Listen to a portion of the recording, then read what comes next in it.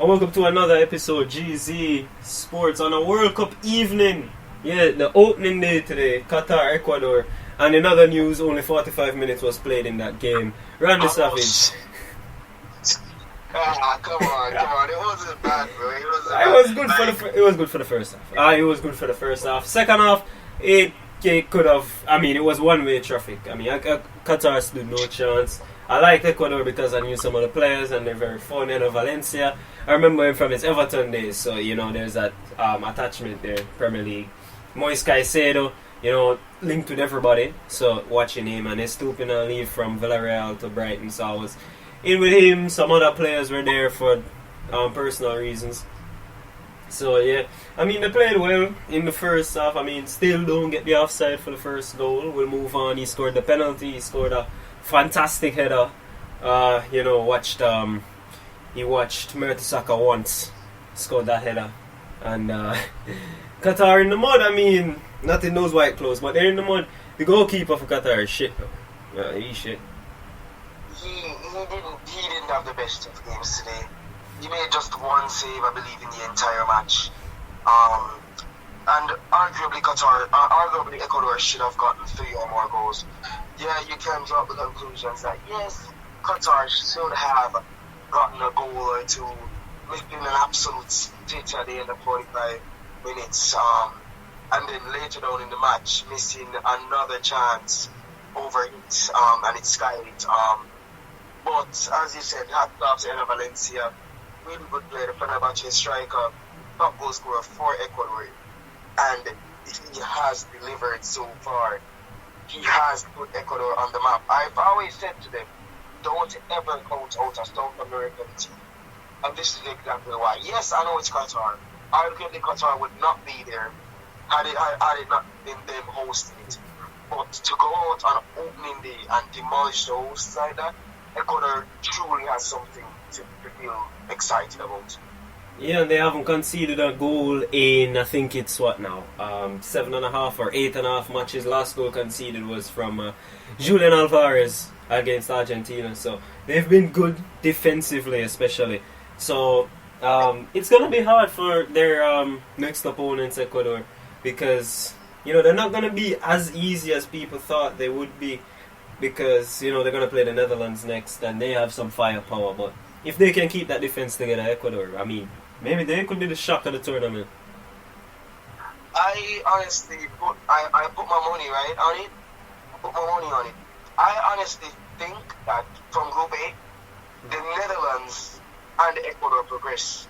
I know people are saying Netherlands, Senegal, but I think that Senegal, without their talisman, without their main player Sadio Mane, who has missed, who will not be participating in this World Cup. The injury still hasn't healed that he picked up for Bayern Munich, and as a result, unfortunately, the former Liverpool man is out of the competition. Without him, without the creativity, I don't think that they beat Ecuador. Yes, they have better defenders than Qatar. Yes, arguably Koulibaly, Mendy, much more world class than a lot of them. But I think that Ecuador will just about edge out Senegal to the African champions to get to the round of 16 stage. The Netherlands, it's pretty clear cut. All you have to do is beat Qatar. All you have to do is beat Senegal, probably grind out a draw against Ecuador, and I think they'll go to the next round. Yeah, because Netherlands have always been there, they've always, out of the groups, making good runs, being favourites. All the way from the days of Rijkaard and Johan Cruyff and Van Basten and Edgar Davies to now, and they're always nearly they're nearly champions. They were nearly third place. They were nearly in the semis.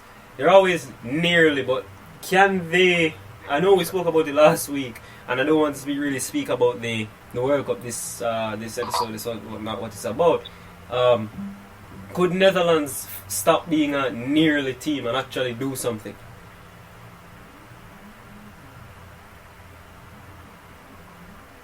Self? Yeah, I don't know where he's gone. Yeah, I'm here. Oh. No, I'm here. You're just breaking up badly. Yeah, that's just... Oh, I was just asking But I got the gist of what you were asking. Okay. I got the gist of what you were asking, though.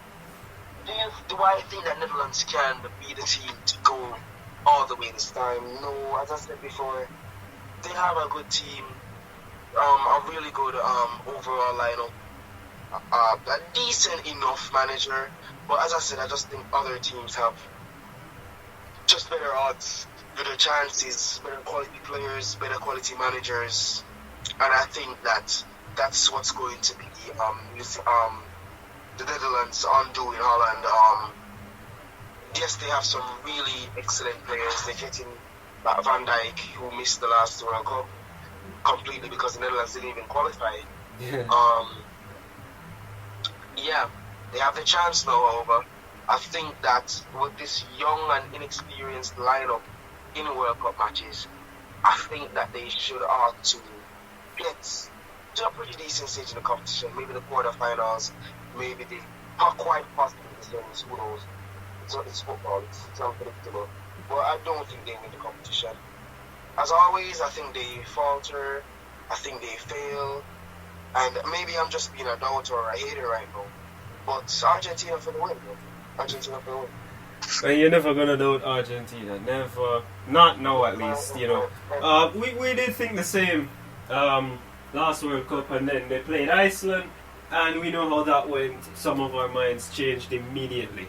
So, enough World Cup talk. Every single match. Enough World Cup talk. We're gonna have more about that in future shows, possibly even more regular than normal. With this unprecedented Winter World Cup. Winter Wonderland, probably. No. Anyway. But into what the real meat of the matter is for this show today. Mid-season awards.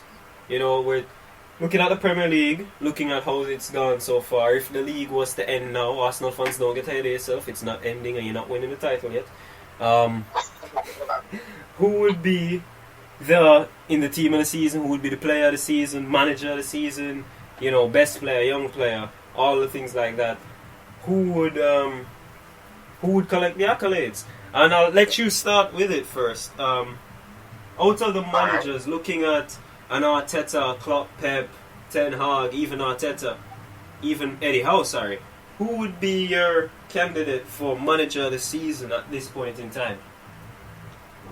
For manager of the season at this point in time, right? I honestly have to go with Mikel Arteta.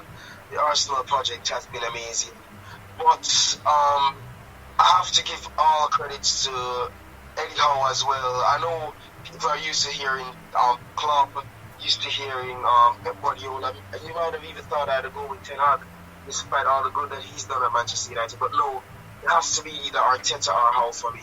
Arteta, they've given this Arsenal team, he's given this Arsenal team life. He's giving them hope that they can achieve something great again. The first time they experienced this hope was way back then. I don't even remember the year, but you know, I wasn't born. I probably wasn't born then, to be honest. That's all I know it was. But for the first time since then, the Arsenal fans that have survived all these years, they're having hope. They have hope. They have courage. They're going into any single ground in the Premier League with winning in the front of their mind, and that's the first time they've been able to say that in a very long time. As I said before, Eddie Howe, though, I have to give my props to him. He's done amazingly at Newcastle top 4. Honestly, I'm just impressed with how they've been playing. Their attacking play has been wonderful. Their defensive play has been amazing. And then there's just been some key players there. As you know, a young Callum Wilson, 30 years young, he's been called up to the English national team for the first time, missing over 300 and odd days injured, and missing over 100 and odd games in his career. He's finally got the call up at the age of 30, and he's been the man that's been leading Newcastle for the entirety of the season so far. But without stray, Mikel Arteta definitely. You say Arteta having the Arsenal fans thinking about it. I remember a few months ago, probably even days ago, I could say, when they say Arteta out. And they've gone quiet. I mean, we were saying Arteta in, obviously, because they were losing, but I was actually saying Arteta in because he was never going to get this team with all the problems to be firing like Man City's, like Pep's Man City within 2 days. No, never. They were never ready for that. So that is it's a good choice for you. I agree with you again. I'd go with Eddie Howe because I remember when Pochettino got sacked and he was a candidate and certain people said he was not good enough for the Tottenham job. Well, I don't want to say anything, but I think Newcastle's above Tottenham right now over their fave Conte and things like that. So, for manager of the season so far, I mean, Eddie Howe has done wonders because everyone thought Newcastle would come out and be spending, absolutely spending everything, every last dime. They had to work with FIFA on the financial fair play rules and bullshit like that. They've only signed Isaac, who's been injured most of the season, Botman as well, Byrne, Target, and Pope. And to be honest, if not for Pope, then no other signing has really... I mean, Byrne's been wonderful, but no other signing has really stepped up and you say, oh my god, he's fantastic. No.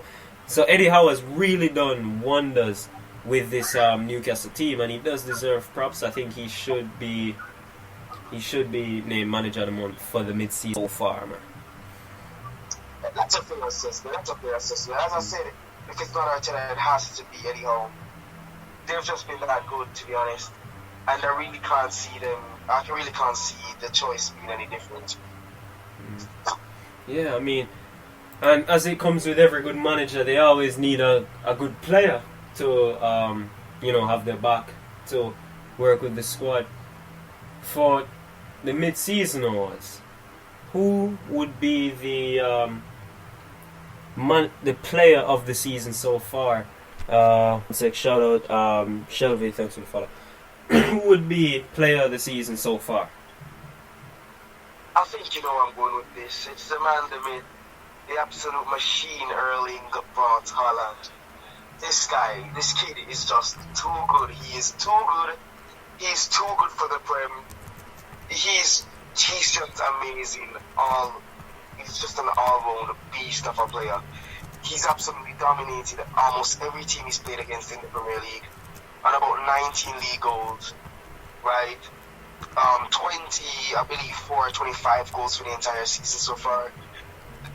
That's Ballon d'Or. That's Ballon d'Or type of play. I know people are gonna say Messi, Ronaldo, but if he can keep this up, well, not Ronaldo, I mean, but if he can keep this up, if he can keep up this form and dominate, break the Premier League goal record, which stands at 34 right now. Who's in it by It's 32 by Salah. It was 31 with Ronaldo and Suarez, but Salah broke it in his comeback season. Exactly. And I think that if he breaks that record, and if he leads Manchester City to glory in the Champions League, I believe that he can win the Ballon d'Or. But as it stands, there's no other player that has impressed me as much this season in the Premier League than Erling Braut Haaland. Nobody but Erling Haaland. I mean, I knew you were gonna go with that because you're just boring. You're just a boring person. Alright, if I was supposed to go with anybody else, it would be out of the Premier League, and it would either be Neymar or Messi. But let's be real here. Haaland, I can't overlook 19 Premier League goals in the first half of the season, man. Come on. Well, maybe I'm just not a part of the Ballon d'Or committee that only looks on goals and attackers. Because for my player of the season, if